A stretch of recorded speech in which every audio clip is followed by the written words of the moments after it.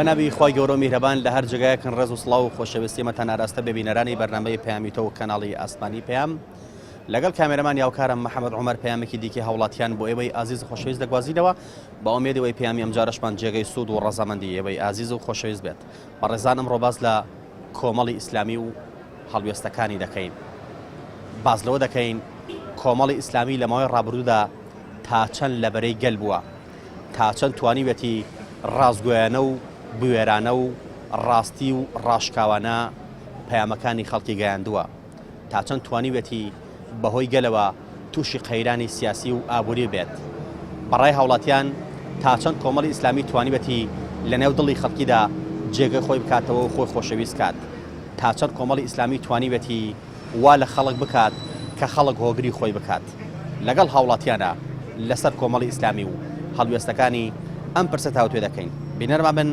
پەیامەکان دەگوازینەوە فەرموون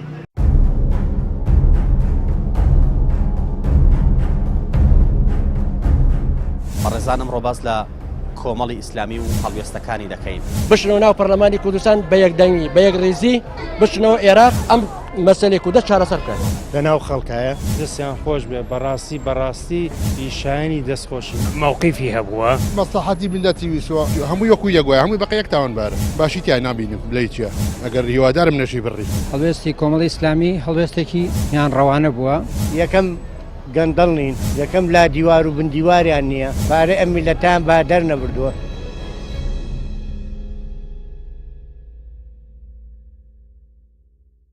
لە ماوەی ڕابردوودا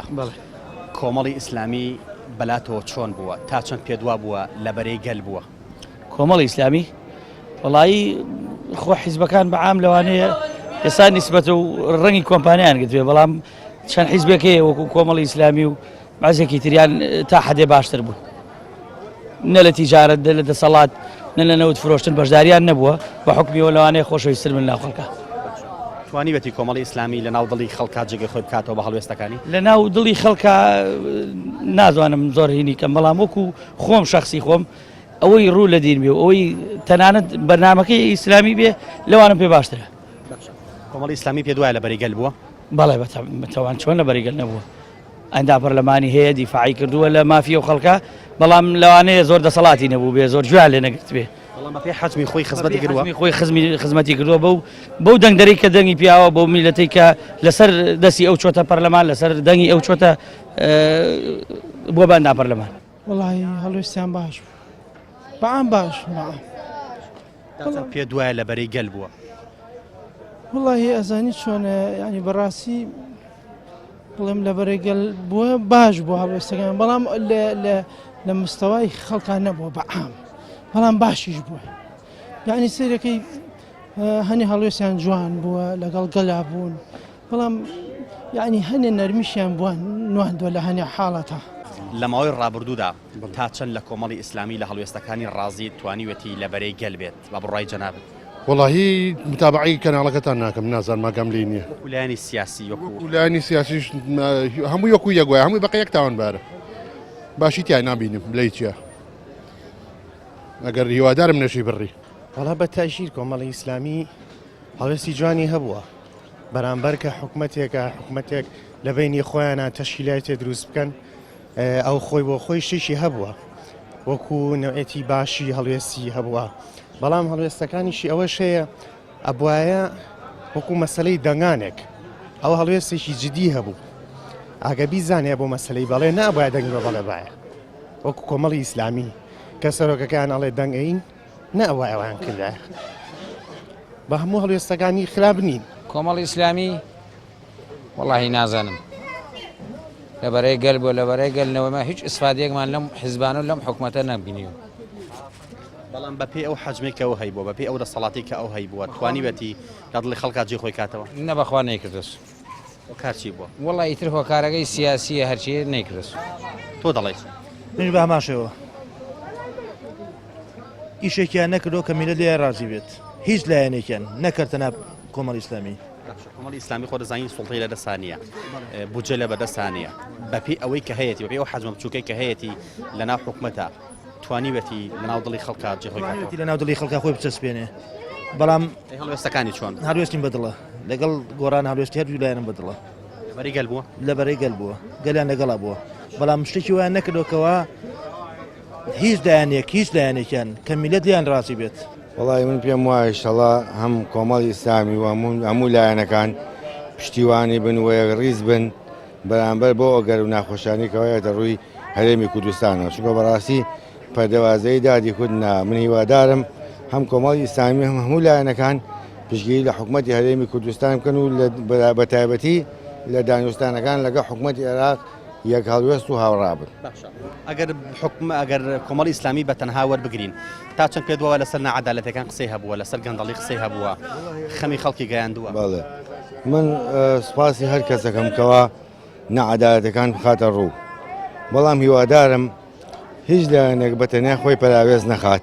لە پرۆسەی سیاسی کوردستانە و پشتیوانی بێ و هەموو هاوپشت و هاوپشتیوان یەک بن بەرامبەر بە حکوومەتی عێراق بۆ دانوستانەکان و لەسەر ئەساسی هێمنی و ئاشتەوایی وڵی اینجا خۆ هەتا کۆم داقێش من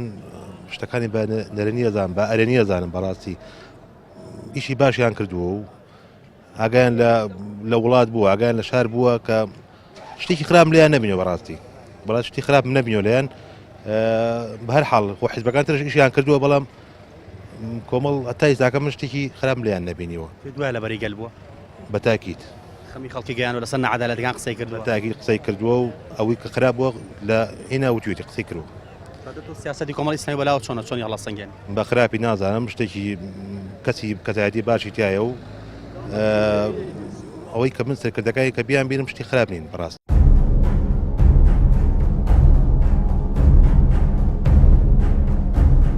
بەڕێزانم ڕۆباز لە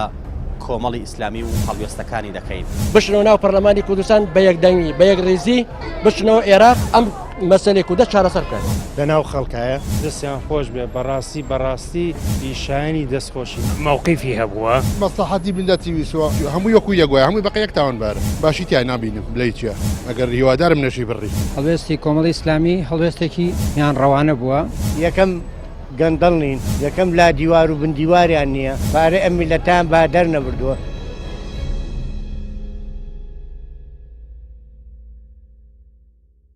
لە ماوەی ڕابردوودا کۆمەڵی ئیسلامی بەلاوە چۆن بۆ هەڵوێستەکانی بەلاوە چۆن بۆ تا چەند پێ دوایە لەبەرەی گەل بووە بەڵێ وڵی بە شێوەیەکی گشتی خەڵکی گرەی لە هەموو حیزبەکان هەیە بە شێوەیەکی گشتی لە کۆمەڵی ئیسلامی لە حیزبەکانی تر بەڵام هەتا ڕادەیەکی باش کۆمەڵی ئیسلامی لەگەڵ خواستەکانی خەڵکا بووە لەبەرەی گەل بووە لەبەرەی گەل بووە بەڵێ لەبەرەوەی نەعەدالەتەکان قسەی کرد دژی گەندەڵی قسەی کردووە لە دژی عدالەتەکان قسەی کردووە لەبەر ئەوەی ویستوێتی کەەوە یاسا سەروەر بێ ویستوێتی شەفافێت لە داهاتی ئەم هەرێمانەیە هەبێت لە نەوت تا لە خاڵە سنووریەکانە ینی داوای ئەو شتانەی کردووە بەلا وەکو داواکردن وەکو بواری عملی بەڵام وەکو بواری عملی هەنگاوی نەناوە بەڕاستی ڕەنگە گوێ لێ نەگیرێت ڕەنگە بە پێی و حەجمەی کە هەیەی بە قسەی نەکرێت بەڵێ ئەمە شتمان ئەکەوێتەوە سەر توانای خۆی گومانیتیانی ئەوە ئەکەوێت سەر توانای خۆی کۆمەڵی ئیسلامی و غەیری کۆمەڵی ئیسلامیش لەوە چێ داوای ئەم شتانیان کردو بێ بەڵام ئەگەر نبێتە بواری عملی و هەنگاوی بۆ نەندرێ هەر لەسەر کاغەز و هەر لەسەر ئاسی بەیاننامەیە ئەمە بەڕاستی هیچ شتێک لە مەسەلەکان ناگۆڕە دەستیان خۆش بێ بەڕاستی ئیشانی دەستخۆشین ئیشێکی زۆر باشیان کردو ئەگەر هیوادارین لەسەر ئەو هەڵوێستیان بەردەوام بن بەڕاستی جێگای دەستخۆشی بە عامی کۆمەڵانی خەڵکن ئەوانەی کە لە بەرەی ناڕازین ئەوانە ناکە لە دەسەڵاتان و مەسلحەتیان تایەتی بەڵام بەعام ئەوانەی کە کردویانە لە مەساڵحی خەڵکی فەقیر بووە هیوای دەستخۆشیان بۆ خوازین سەرکەوتوو بن کۆمەڵی ئیسلامی توانیوەتی لە ناو دڵی خەڵکات جێگە خۆی بکاتەوە وڵی توانیوێتی بەپی پێویست بیکاتەوە بەڵام بەپێی هەڵوێستی چەند کەسێکی باشیان کە دیارن لەناو کۆمەڵگایشێکی باشیان کردووە بەڵام بەعام سیرەکەی ئیشەکانیان خراپ نییە بەڵام ئەگەر هەڵوێستی باشتیان هەبێت لە ڕووی حیزبەوە نەک لە ڕووی شخصەوە ئەشخاصەکانیان زۆر باشە بەڵام لە ڕووی حیزبەوە یەک تۆز هەڵوێستیان سستە ئەگەر بەعام گۆڕانکاریی باشتری تیا بکەن هەڵوێستان لە ڕووی ڕاگەاندنەوە لە ڕووی بەعام سەرکردی حیزبەکانەوە ئیشیشی باشترە کۆمەڵی ئیسلامی لە ماوەی ڕابردوودا بەهۆی ئەو سیاسەتەی کە کردوێتی ئەتوانین بڵێن توانیوێتی تا ڕادەیەکی باش ڕەنگە نەیتوانی بێت لە 100% بەڵام تا ڕادەیەکی باش لە نێو دڵی خەڵکدا لە نێو دڵی جەماوەردا جێگەی خۆی بکاتەوە خۆی خۆشەویست کات بەهۆی ئەو هەڵوێستانەی کە ئەندام پەرلەمانەکانیان هەی بووە بەهۆی ئەو هەڵوێستانەی کە وەزیر هەیبووە بەهۆی هەڵوێستانەی کە ئەمیری کۆمەڵی ئیسلامی هەیبووە بەهۆی ئەوە هەڵوێستانەی کە ئەندامانی ئەنجومەنی سیاسی و سەرکردایەتی هەیەیان بووە کە لەسەر ناعەدالەتی و گەندەڵەکان هەمیشە قسەیان هەبووە هەمیشە ڕەخنەیان گرتووە هەمیشە لە دژی ئەو ستەمکارانەوە ساونەتەوە کە خەڵکیان بەم ئاستە گەیاندووە بۆیە لە ئێستادا کۆمەڵی ئیسلامی بەپێی ئەو حەجم و قەبارەی کە هەیەی چ لە ناو حکومەتدا چ لەسەر ساحەی سیاسی لە هەرێمی کوردستانە بەپێی ئەو دەنگدەرانەی کە هەیەی ئەتوان بڵێن کاری باشی کردووە و هاوڵاتیانیش تا ڕادەیەک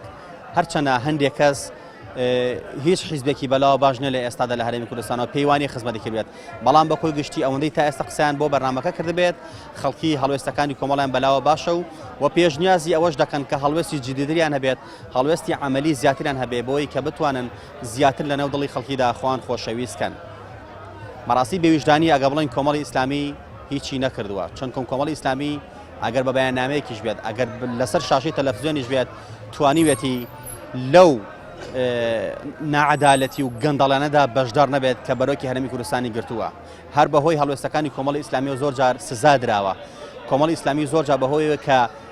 لەبەرەی دەسەڵات و لەبەرەی ئەو ناعەدالەتیان نەبووە کۆمەڵی ئیسلامی سزا درراوە لە ڕووی ئەوەی کە موچەی بڕاوە لە ڕووی ئەوەی کە سزای ئەندامەکانی دراوە لە ڕووی ئەوەی کە لە ڕووی دامەزراندنەوە ئەندامەکانی ڕێگەی پێنەدراوە لە دامەدەستگاکانی حکومەتدا دابمەزرێن بۆیە ئەتوانی بڵێن کۆمەڵی ئیسلامی قوربانی زۆری داوە لە پێناو گەلدا و ئێمە هیوادارین زیاتر لەبەرەی گەلدا بمێنێتەوە و زیاتر لە نێو دڵی خەڵکا خۆی خۆشەویست کات زیاتر هەڵوێستی جدیتری هەبێت بۆ ئەوەی کە خەڵک لەم ناڕەحەتیە ڕزگار بکات و بیانگەنێتە کەناری ئارامی ئێمە زیاتر بەردەوام دەبین با بزانین سەبارەت بە هەڵوێستەکانی کۆمەڵ و تا چەند توانوێتی زیاتر لەبەرەی گەلا بێت لەگەڵ هاوڵاتیانە ئەم پرسە تاوتوێ دەکەین بینەرمان بن زیاتر بەردەوام دەبین فەرموون بێتم تا ئەمڕۆ هەڵوێستی کۆمەڵی ئیسلامی هەڵوێستێکی میان ڕەوانە بووە ویستێتی لەبەرەی خەڵکا بێ و سەزشی نەکردووە بەرامبەر بە هیچ هەڵوێستەکانی توانیوەتی لەسەر نەعەدالەتیەکان لەسەر گەندەڵەکان قسەی خۆی هەبێت و ڕەخنە بگرێت بە پێی ڕاگەیاندەکانی بەڵێ لە ڕاگەیاندەکانەوە هەموو ڕەخنەیەکی گرتۆ هەڵیشیاوە هەموو شتەکان چاکاتەوە پێم بڵێ لە ماوەی ڕابردوودا هەڵوێستی کۆمەڵی ئیسلامی چۆنەوە بەرامبەر بە خەڵک توانیوەتی لەبەرەی خەڵکا بێت وڵات تو باش بوو لە خۆ بەزابێ ئەرەوەڵا ئەیبیان نەبووە لە کۆمەڵی ڕستەمی ڕازیت ئەرەوەڵا ئەیبیە توانیوەتی لەسەر نەعەدالەتیەکان لەسەر خەمی خەڵک دەنگی بگەێنێ پشگیری فەقیر وەژاری کردووە لە هەموو ڕوویەکەوە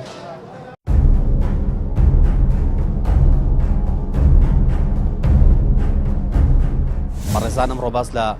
کۆمەڵی ئیسلامی و هەڵوێستەکانی دەکەین بشنەوە ناو پەرلەمانی کوردستان بە یەکدەنگی بە یەک ڕێزی بشنەوە عێراق ئەم مەسەلەی کوردە چارەسەر بکەن لەناو خەڵکایە دەستیان خۆش بێ بەڕاستی پیشانی دەستخۆشی مووقیفی هەبووە مەسلحەتی ملەتی ویسوە هەموو یەکو یەگوای هەمووی بەقە یەک تاوانبارە باشی تیای نابینم بڵێ چیە ئەگەر هیوادارم نەشی بڕی هەڵوێستی کۆمەڵی ئیسلامی هەڵوێستێکی میان ڕەوانە بووە یەکەم گەندەڵ نین یەکەم لا دیوار و بندیواریان نییە پارەی ئەم میلەتان با دەرنەبردووە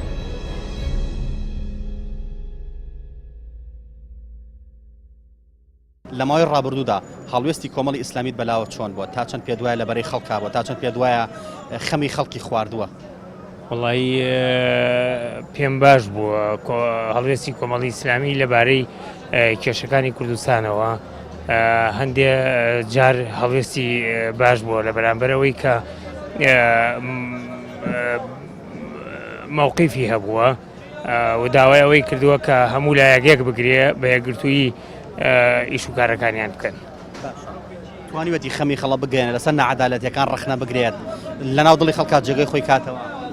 بەڵێ توانیوێتی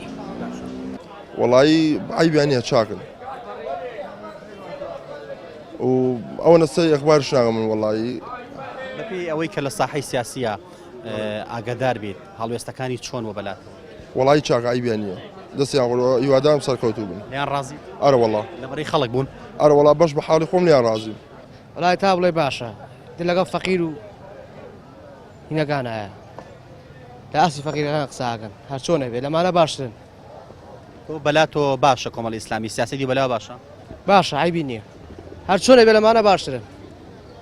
توانیوەتی گەندەڵانە باشترن هەر چۆنە بێت توانیوەتی خەمی خەڵە بگەێنە بەرە سەڵام توانیوەتی چاکیش توانێت دەستخۆشیان لە یەکەم بە بڕای تۆ لە دڵی خەڵکات جێگە خۆیان کردوێتەوە بەڵێ زۆریش زۆری جێ خۆیان کردو هیچ کەس خەمی خەڵکی نەخواردن هیچ کەس نەکەوە کۆمەڵیش هیچ جهەتی هەم کۆمەڵی چین چەند ساوای فەقیری کوردستان هەموو تیاچوو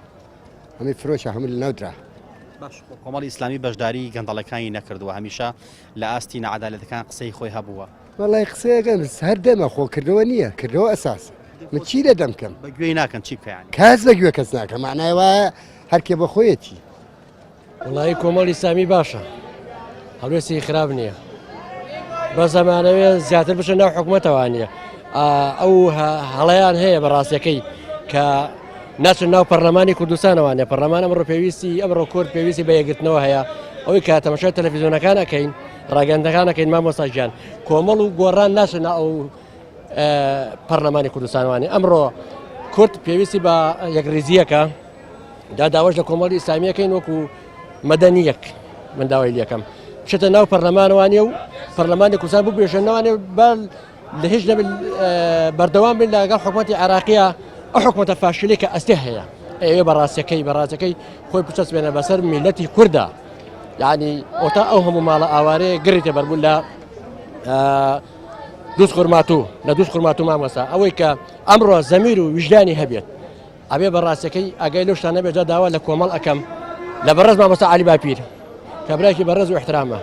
خۆشیش مەوێ لە داوای لەکەم و بشنەوە ناو پەرلەمانی کوردستان بە یەکدەنگی بە یەک ڕێزی بچنەوە عێراق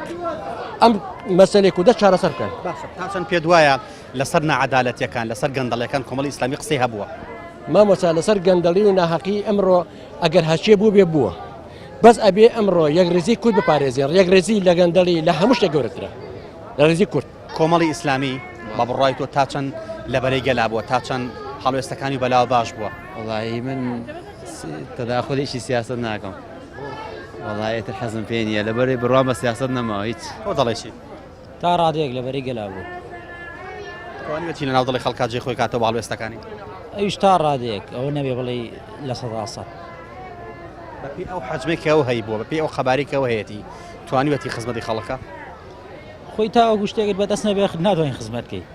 ئەویش تاوەکو ئێستا ئەوەی بەدەست نەبووە تا خزمەتیکە ئەنی تاوەکو بیخاتەواری خزم وەڵی بە پێی پێویست خزمەتی میلەتەکان کردو بەڵام لەوانێ چەند لایەنێک ڕێگر بوو بن لەمە کە بتوان زیاتر خزمەت بە میلەتە بگەێنن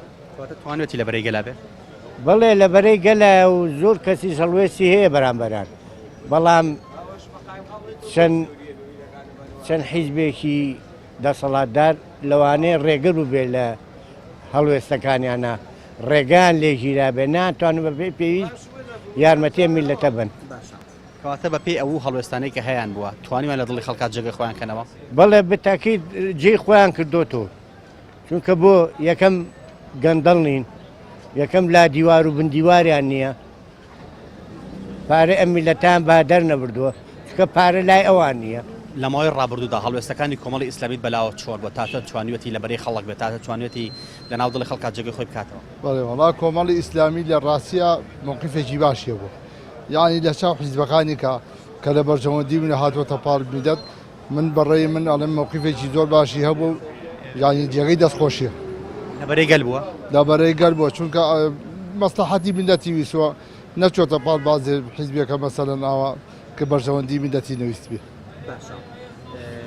توانیوەتی بەرامبەر نەعەدالەتی وستەمەکان بۆستێتەوە و ڕەخنە بگرێت بەڵێ هەر لە بیدایەتەوە ئەوان ینی موقفێکی باشیان هەبووە ینی بەڕێی من حیزبێکی زۆر باشیشە و حەقی ئەوەی کە دەستخۆشیشی لێ بکرێت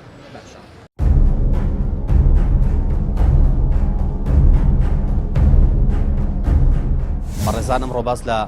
کۆمەڵی ئیسلامی و هەڵوێستەکانی دەکەین بشنەوە ناو پەرلەمانی کوردستان بە یەکدەنگی بە یەکڕێزی بشنەوە عێراق ئەم مەسەلەی کوردە چارەسەر بکەن لەناو خەڵکایە دەستیان خۆش بێ بەڕاستی پیشانی دەستخۆشی مووقیفی هەبووە مەسلحەتی میلەتی ویسوە هەموو یەکو یەکگوای هەمووی بەقە یەک تاوانبارە باشی تیای نابینم بڵێ چیە ئەگەر هیوادارم نەشی بڕی هەڵوێستی کۆمەڵی ئیسلامی هەڵوێستێکی میان ڕەوانە بووە یەکەم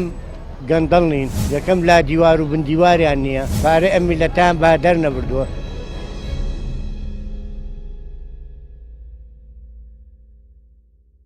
پێشنیازت چێ لە ئێستا بۆ کۆمەڵی ئیسلامی پێشنیازم ئەوەیە تا ئێستا لە ناو خەڵکات چاکن هیوادارم چاکتر بن یعنی پاشگەز نەبنەوە لەو شتە چاکانی کە کردویانە وەکو چەند شخصێکە تەنانە لەوانێت تۆش بزانی و خەڵک بە تهدیدی ئەزانێت چێنەوانەی کە ئامادەن لە پێناو بەرژەوەندی خۆیانە چەند شتی خراپەیە بیکەن بەرامبەر بە میلەتەکە. بەڵام ڕەنگە دەسەڵاتی هەر ئەو نەبوو بێت بەپێی دەسەڵات و حەجمی خۆی تۆ لێ ڕازیت؟ والله باش يعني تەمەنامە کرد حیزبەکانی کەش وەکو ئەوان بۆیان يعني بەعام من ئەڵێم باش بەڵام مووقیفی حیزبەکانی کە لاوازن بەڵێ ئەم ئۆپۆزیۆن بۆ لە دەرۆی بڵێن حکومەتا نەگوکو لەنا حکومەتەوە بەڵام هەنێ تەسەڕفاتی وەکو ئۆپۆزیۆن نوان دوێتی باشیش بۆ یعنی بەڕاستی لەبەرەی گەلا بووە. کۆمەڵی ئیسلامی توانیوێتی لە ئێستادا لە نێو دڵی خەڵکا جێگەی خۆی بکاتەوە؟ بەتاشید ئەوانەی هەیە بەڵام بەعزێشتیش هەیە نابێت کە تۆ شتێکت هەبوو هەڵوێستێکی جدی و هەبوو لە ناو خەڵکا بوویت دەنگی خەڵکی دەبوو بەڵام دەنگی جدیش هەبوایە باشتر بوو دەنگیشی یان ڕاستەوخۆ یان ناڕاستەوخۆ ئەینا هەڵوێستی هەبوو بەتاشید. تۆ لە ئێستا لە کۆمەڵی ئیسلامی ڕازیت؟ بەتاشید هەڵوێستی هەیە لە ناو خەڵکایە بە دەنگ خەڵکەوەی شتێکی زۆر بێکێشێ و پێشنیازێک چییە بۆ کۆمەڵی ئێستادا؟ وڵی پێشنیازم ئەوەیە کۆمەڵی ئیسلامی بەڕاستی حەقا بچێت ناو ئەم هینەی سیاسی ئەمریکایسا بەڵێ با خەریکن بە ئیش و کارە لە بین خۆیانە شتەکانەکە حەقا لەگەڵان کاکە با ئەوەیە بکە بە کابرای با تێکەڵێ بەشکن لەگەڵ ئەمانە چکە بە یەک دەست ناکرێ تۆ حیزبەکان لە شوێنێکەوە بە جیاجاییشکەن ناگەینە ئەنجامی ئەبێ هەمووی یەک بگرێت کۆمەڵی ئیسلامی و بزنەوەی گۆڕان ئاگام لێ زۆر جار لەگەڵ ئەوانە جیابوونەتەوە بەڵام هیچیان پێ ناکرێ بەتەنیا خۆ بێ هەمیان کۆبنەوە بێکە و ڕێبکەون بۆ وابێکە ئەم وڵاتە بە شتێ بەلایە کابرن. تۆکو سیاسەتی کۆمەڵی ئیسلامیت بەلاوە باشە لە ئێستادا؟ بۆ ئەم خۆناغا سیاسەتی کۆمەڵی ئیسلامی کە داوای خواستەکانی گەلەکە هەموو کەسوی خۆشە تەبان بڵێ لەبەری گەل بووە؟ بەڵێ بەتاکید. پێشنیازی چێ بۆ کۆمەڵی ئێستادا؟ وڵا پێشنیازم بۆ کۆمەڵی ئیسلامی بۆ لایەنەکانی تریژ ئەوەیە کەوا ئەو داوانەی کەوایکەن ئەو بریارانەی کەوایدەن ئەو هەنگاوانەی کەواینێن بچێتە بواری عملیەوە نەک هەر لە بواری بەیاننامە بێ. توانیوانە خەمەکانی خەڵە بگەن لەسەر نەعەدالەتەکان قسە بکەن بەرەو ڕووی دەسەڵات بوەستنەوە؟ لەو ڕوانگەیەوە ئیشێکی زۆر باشیان کردووە بەڵێ بەڕاستی خەڵک لیان ڕازیە. پێشنیازت چییە بۆیان لە ئێستادا؟ لە ئێستادا ئەم دۆخە خۆمان نەزانین چی بارێکی کەوتوین نە دۆخی چێوە نە تونگ بێ نە دۆخی چیواش بێ بەڵام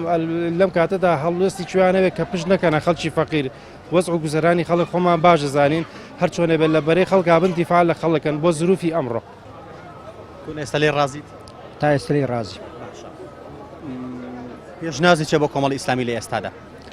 وڵی ئەوەی من بە باشێزانم کۆمەڵی ئیسلامی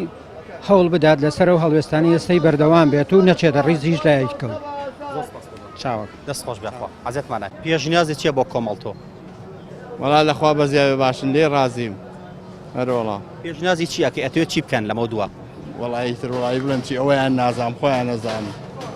چیەکەن چی ناکەن ئەوەیان نازان. سیاسەتی کۆمەڵی ئیسلامی بەلاوە باش بووە؟ باشە خراپ نییە هەروەڵا لەخوا بەزیاوێ. وڵی پێشنازمەوەی هەموو لایەنەکان یەک بگرن بە یەکگرتووی کێشەکان لەگەڵ بەغا چارەسەر بکەن. کۆمەڵی ئیسلامی پێشنیازە چییە؟ بۆ کۆمەڵی ئیسلامیش پێشنیازمەوەیە کە هەوڵ بە لایەنەکان ڕێک بخات. وڵی هیوادارم سەرکەوتوو بن و لەبەرەی خەڵکا بن بەدەم داواکاری خەڵکەوە بشن. توانیوێتی بەرامبەر نەعەدالەتیەکان بۆستێتەوە؟ ئەروەڵا. پێشنیازی چییە بۆ کۆمەڵی ئێستادا؟ وڵی هەر هەوڵ بم بۆ فەقیر هیچی ترنا بەس فەقیر چونکە زۆر حاڵی خراپە بڕواکە تا یانی تا نارە پێیاکەی زۆر ئیلاگەبی زۆر. پێشنیازی چییە بۆ کۆمەڵی ئێستادا؟ بۆ هەموو کۆمەڵێن نە بۆ کۆمەڵی ئیسلامی بۆ هەموو کۆمەڵێ ئەمە حاڵیە ئەمە وەزانی ئەم خەڵکی تایە. تۆ پێشنیازی چییە بۆ کۆمەڵی ئیسلامی چی بکە باشە بۆ خەڵک؟ چی بکە ئەگەر ڕاستەکە هەموو شتێکە بۆ خەڵک تێگەی ئەوەی چاک بێ دەربارەی ئیسلامیکەن ئەوەی هەر کردەوەیە بە چاکی بزانن و مەساحەتی ئیسلامی تیا و ئینسانی تایە مافیە و ئینسانە بۆی بکە ئایا ئەیکەن؟ وڵای ترێمە ئەوە لێرە ئەیگەێنین هیواداری کۆمەڵی ئیسلامی بەگوێی دڵی تۆ بکە. هەردەمن و قسەن نییە یعنی کردەوەیان تیان نیە بەس هەردەمن. هەڵدەستەکانی لەم ماوەی پێشوە باش بوو توانێتی دڵی خەڵ ڕازی پێشنیازت چییە بۆی؟ وەڵا